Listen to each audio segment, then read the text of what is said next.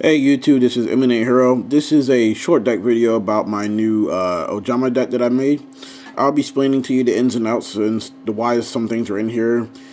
This is my own design, so don't expect me to, like, it's no offense, but please don't tell me what cards I should run in here, since that's what the most common Ojama builds do. This is my own design.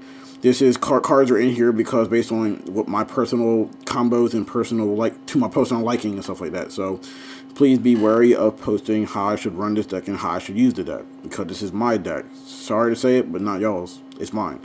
Hopefully you understand what I'm saying and you don't take it offensive or take it the wrong way what I said. But a lot of people out there do tend to tell people how to run their decks and what cards they should use as opposed to what cards they shouldn't be using. But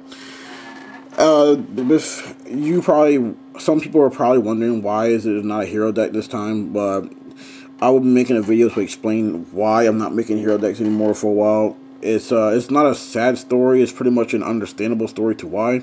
But when I make that video, I'll upload it so y'all can just hear me explain it there. But let's get to the point. Alright, this is, like I said, an Ojama deck of my own creation. I'm going to give you a run-by-run of it. Alright, the fusions, I use 3 Ojama Kings and 3 Ojama Knights. Reason why I use 3 of each is because you never know when like I run 2 promulgations and 2 feature fusions. I can make 3 kings or 3 knights, 2 kings or 1 knight, or 1 knight and 2 kings. I just want to have that option that I can probably go to at least 3 of one of them or any combination of them.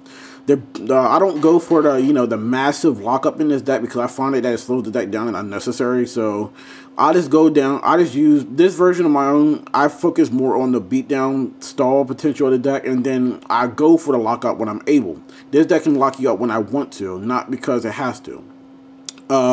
Next, I use 3 Gachi Gentetsus. It helps the deck stall, it beats them all up, and when Ojama Country on the field, he becomes an 1800 beat stick plus whatever explosives is on him. Same thing with Ojama Knight and Ojama King. When Ojama Country's on the field, if there's an Ojama on my side of the field, their attacks and defense switches. So since it only switches the original attack and defense, Gachi, if he has 2 materials on him, his defense and his attack switch, and then his new attack gains 400, so he'd be a 2200 beat stick. I use this one right here, number 96 Dark Mist. This is the ultimate rare. That's probably why y'all can't see it very well. He needs 3 level 2 monsters, and when he battles a monster, detach a material off him to half the monster he's battling to attack, and Black Mist permanently gains that attack until he's removed from the field or flip face down. Since the Ojamas are all level 2, this is a good rank 2 to go into. This deck is dominantly can abuse rank 2 monsters the most, so I'm waiting until Shine Up comes out to add it to the deck. I also use number 39 Utopia and Chaos Utopia. I find Chaos Utopia to be a staple for myself because I like the option to go into that guy, make him a 4000 beat stick, drop your monster attack to possibly 0, and swing for the last damage game. Utopia is a good stall, typical good stall, and Chaos Utopia is a good game ender. This is how I personally feel about that guy right there. I love Chaos Utopia because he's an easy game winner. You bring him out when your life points is 1000 or less than 1000, and then you just drop their attack to 0 and make him a 4000 beat stick and then swing for game. I use 1 number 10 Illuminite. It helps me, draw, detach, and send cards from my hand that I need in the graveyard so I can use for later use. Like, I can XYZ into him with the rank level 4s in the deck. I can detach off him, discard, send a Ojamatic from my hand to the graveyard to draw a card, and then I get the 3 Ojamas to my hand. Alright, monster lineup. Since Ojamas can swarm the field quickly, I basically decided to use monsters that require 2 to 3 more tributes that are either normal summons or special summon themselves. My tribute 3 monster of choice is Destiny Hero Plasma. Yes, if Ojama Country's on the field, his attack and defense switch, so he becomes a 1900 defender with a 600 attack. But it's not that I'm worrying about. Plasma can negate all my Plasma while he's face up on the field negates the effects of all of my opponent's faced up monsters. So he's a skill drain, and he's a relinquished in the sense that he can equip any of my opponent's monsters to him, and he gains half of the equipped monster's attack. So if my opponent summons at least a monster with 2000 attack or more, Plasma becomes a if Ojama Country's on the field, Plasma gains half of that monster's attack, so they become at least 1600. And then, since monsters are attacking defense or switch, typically the lower monsters have low defense now, so Plasma should still be able to be overstuffed. Alright, I use 1 Honest since the deck is dominantly light, so there's no need to explain for that. Prisma since I'm 1 fusions and there's no point explaining that. I use one Ojama Blue and Ojama Red. Reason being is because you can search into them very quickly, and Ojama Blue searches Ojamas in general. And since Ojama Country says you can discard one Ojama card from your hand to the graveyard, especially summon one Ojama monster from your graveyard, there's no point in running two of each one of these guys. So I just pretty much set it at that. Ojama Red, when he's normal summon, you can special summon up to as many, I think up to 4 Ojama monsters from your hand. I can either use him to go into a Delta Hurricane, I can use him to go into a Delta Hurricane and then XYZ after that to make 2 Gachi Gachis, which, since their attacks and defenses are switched through Ojama Country, they have 1800 attack each plus 800 since there's 2 Gachis with two materials each. So I had 2 Gachis with 2600 attack and a Ojama monster with 1000 attacks. So I can swing for 56. 62, I think. Yeah. So, that's pretty much the thing there. I use 2 of each Ojama brothers of the normal monsters, simply for stall fodder, XYZ fodder, try-right zone targets, and I have an extra set to use once I start banishing for Chaos Sorcerers and stuff.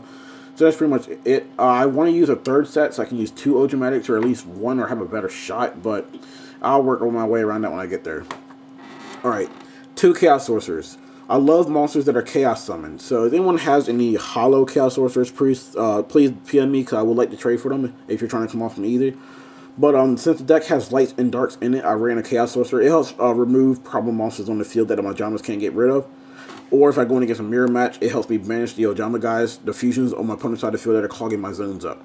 And since Sorcerer has a high defense that's not as low as his attack, it's not that much lower than his attack, he can still be a good beatstick if Ojama Country's on the field. I run 2 Signing Angels so I can sift through my deck as well as get Ojama Blue to the field ASAP. Since Ojama Blue is the main searcher of the deck, I have to get him out as much as possible.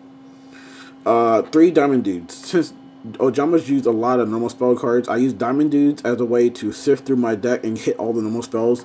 So if I'm not able to use them right then and there, I can use them later. So like if I hit Ojama Delta Hurricane and I don't have the 3 Ojamas, I can still play it, since Diamond Dude's effect makes the spell card activate to the graveyard bypass all costs and requirements, so I just play it regardless. He's also a target for Chaos Sorcerer and Destiny draws too, so is Plasma. Alright, staples. I really am not fond of running staples because it really clogs your deck up, because you know cards that are just going to be in the deck being that they're staples, so it gives you no chance to experiment a lot, but oh well. The staples are Darkhold. Don't need to explain myself with the staples. Darkhold, Heavy Storm, Monsterborn. Future Fusion is a staple in any style fusion deck because it became the new Foolish Burial. That's typically how people use it. They don't care if the fusion monster comes out or not. They just decked in their cards plus -2 or more cards so they can get to their stuff faster. Foolish Burial, I send Ojama Blue to the graveyard so I can get him out immediately to Ojama Country.